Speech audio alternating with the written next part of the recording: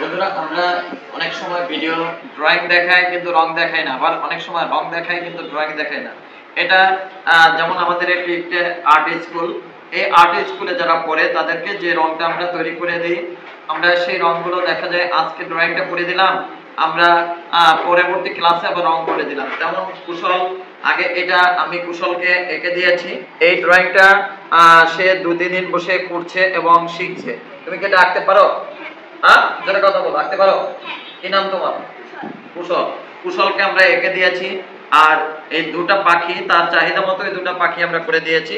এখন বন্ধুরা আমরা মুছে ফেলবো এই জন্য, কারণ এটা পেন্সিল দিয়ে আঁকা, আর পেন্সিল দিয়ে যখন আঁকা হয় ছবি, তখন এই পেন্সিলের উপরে যখনই আপনি পেস্টেল দিয়ে কাজ করা হয়, তখনই আপনার কি হতে পারে, আপনার রংটা নোংরা হয়ে যেতে পারে। আমরা সুন্দরভাবে রং করে আপনাদের দেখাবার চেষ্টা করব। আপনারা লক্ষ্য রাখুন, আমরা কিন্তু প্রথমেই কিন্তু পেন্সিল দিয়ে আঁকা ছবিটা সুন্দরভাবে রাবার থেকে মুছে দিলাম। এখন কিন্তু আমরা ব্যাকগ্রাউন্ডের কাজ করছি। ব্যাকগ্রাউন্ডে আমরা হালকা আকাশি রং দিয়েছি, এবার আমরা সবুজ রং দিয়ে কাজ করব। সবুজ রং দিচ্ছি। আমাদের পাখিরা গাছে থাকে, তাই আমরা গাছে শাখা প্রশাখা, গাছের পাতা, এই ধরনের সবকিছুই সবুজ রঙের হয়ে থাকে, এবং আমাদের টিয়া পাখিটাও কিন্তু সবুজ রঙের হয়ে থাকে, নাকি কুশল? কুশল, তুমি কি বুঝতে পারতেছো এই যে ছবিতে আমি কিভাবে রং করছি? জি স্যার। তো বন্ধুরা, আমরা শিক্ষার্থীদের পাশে নিয়ে, তাদের কাছে নিয়ে, তাদের পাশে বসে আমরা সুন্দরভাবে রং করা শিখাই। আমরা সবুজ রংটা দিলাম, এখন হালকা রংটা দিচ্ছি।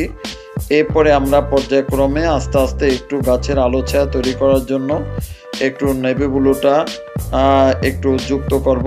আপনারা দেখতে থাকুন।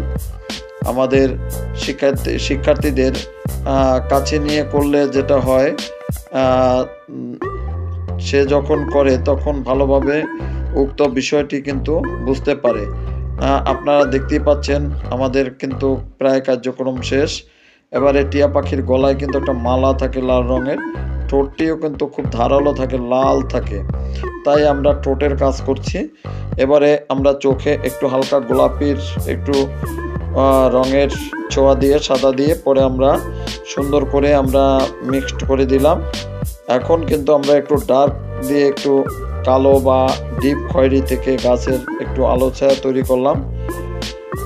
এখনই আমাদের কার্যক্রম প্রায় শেষ হতে যাচ্ছে।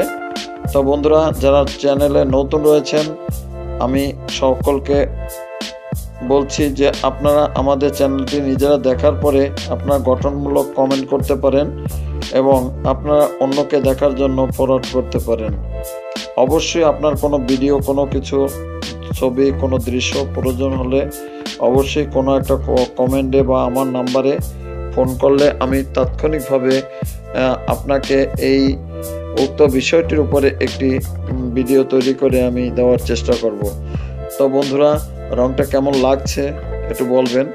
একেবারে ছোট বাবু তো, তাই আমরা বেশি একটা ভালো করতে পারি না, কারণ ভালো করতে হলে অনেক সময়ের দরকার হয়, এবং রংটা যেভাবে আমার লাইট ডিপ করতে হবে, সেই লাইট ডিপটা 3D করতে গেলে আমাদের শিক্ষার্থীরা তখন কিন্তু পারবে না, তাই আমরা সেই 3D ড্রয়িং করছি না।